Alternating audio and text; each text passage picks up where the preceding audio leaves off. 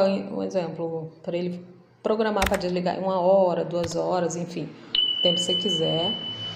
Vou ligar ele aqui no 1 e vou programar, ver como é que funciona.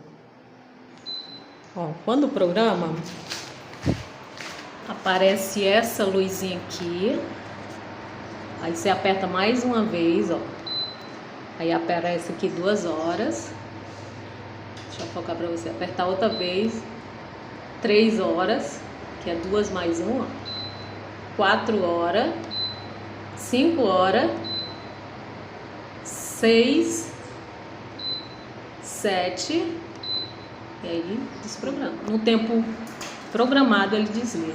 Gostei demais, né, dessa função. Ele realmente não faz tanto barulho. O pé aqui dele dá uma estabilidade boa, não fica balançando, tá? É um ventilador bonito, tem um bom tamanho. Gostei demais, gente. Recomendo demais. Apertei o número 1 aqui, ó, e começou a funcionar.